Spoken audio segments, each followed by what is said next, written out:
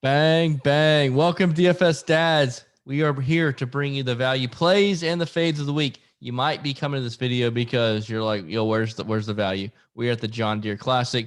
We have our top players like Brian Harmon coming in at 10-4. There ain't no way you're going to find any value down under. But I have Dustin here, our guru. I'm going to give you my value and a fade. So is Dustin. You ready for this, Dustin? I'm ready, man. All right, just a little background for this tournament here this week. It's a shorter par 71, 7,200 yards, less than driver, and 72% of the time the player is going to hit the fairway. It's a wide fairway. They use less than driver approach shots. Proximity from 75 to 150 is key. We are on bent grass greens, and let's go. Dustin, start us off with who your value play of the day is. So the value is a little higher this week, obviously because of the watered downness. But Patton Kazire at 8,900 rates number one in the model, 14th in approach, third in birdies or better, seventh in putting, 10th in 400 to 450, and number one in DK points. Great metrics that jump off the chart at you. And then you kind of look at what he's good at, or if you know what he's good at, right? And so we know that he's not a long hitter. He has lost strokes off the tee for those last 149 tournaments, which means he doesn't hit it very far. Not that he's necessarily hitting it bad, just that he doesn't hit it far. And so you go look back at what he does well, approach and putting, which is key to this course. It's less than driver course a lot of times. And so he's not having to hit it as far as, Bryson and some of those guys that can just bomb it. So plays to his strengths. He's 8,900. You get a lot of value, and he's coming off a 25th finish. So really like him this week. I think he's going to do very well based on the course layout and his golf game. What about you? What's your value play this week? I love it. And I love this 8K range. There's like three golfers. Boy, you just mentioned Patton, Zach Johnson, and also Ryan Moore. So I want to give you another third player that we both like. But to narrow it down to my one, it is Zach Johnson at 8,500. He plays this tournament all the time. He has good tournament history here as well. Let me go back down and take back a peek. A third, a fifth, a 16th. And then he has two other top 40s in the last 5 years. A lot of these other top players that are like 85 and up to 11K range, they've played this tournament once, maybe twice, and they don't have a lot of tournament history. And quite frankly, a lot of their tournament history is not the best.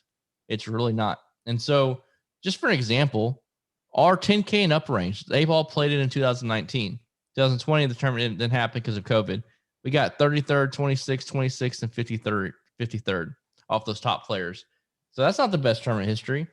Next up, Zach Johnson. Also, he loves short courses, less than driver. His approach game is on point. Let me pull up his stats. I lost the stats here for him. There we go. Proximity 75 to 100. He is 7th in the field. Then 125 to 150. He is top 15. And on bent grass greens, he is the number one putter in both of our models. So all that is good. The only bad thing is his approach shots is 77th. But I do think that a lot of the other tournaments he plays, his approach shot is from like 200 yards out. So for his game, I'm not weighing that in as much. So that is who I like, Zach Johnson. He obviously plays this every year. Good history. His metrics are good.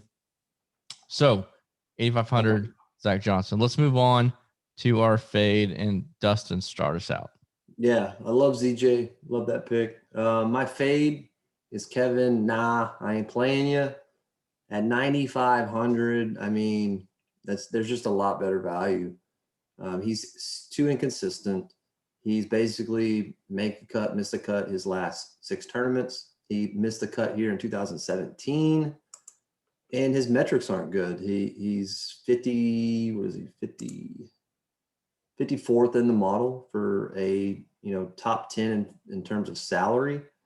Terrible putter. on Ben. Doesn't get a lot of DK points over his last 24 rounds.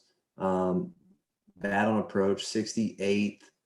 And he just has been playing great in form. 47th miscut, 32nd miscut, 29th miscut. So for me, paying up top 10 in salary for Kevin Na is a no-go for me. I just feel like there's a lot better golfers at a better price. So I'm a no-go on him.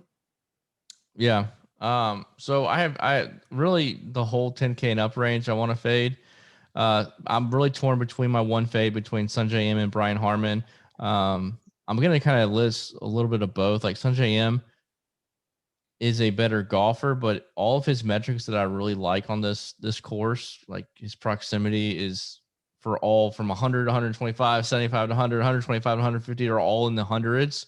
His opportunities gained is 106th. Where Brian Harman is just overpriced, but he's coming in with good form. But 10-4 for Brian Harman, this is a great course for him. But at 10-4, I just don't want any part of him. Like I would rather do Zach Johnson at 10-4. So those are my two fades. Brian Harman mainly because of the price. I think he's going to make the cut, but I'm not paying 10-4 for Brian Harman. So yeah, if he was like an 88 or something, I'd be all in on him. It's just so when you go up there, then you're going to have to go real low somewhere else. He has two top tens out of his last 3 tournaments. The one thing Brian Harman's really good at as well, knowing his game, his around the green game is really good. And this tournament is not a great benefit for him. And his approach game, along with Sanjay M's, is just awful. 50th and 65th. So both those guys I completely want to fade. The other two golfers in that range, I understand, but that's all I got for you. It's hard to narrow it down sometimes when I feel like the guys right next to each other are both just screaming fades, in my opinion. I like it. All right. Ooh. With that said, let's make some money. Check out our deep dive and our picks coming up over at dfsdads.com. Use code Dustin. Bang, bang.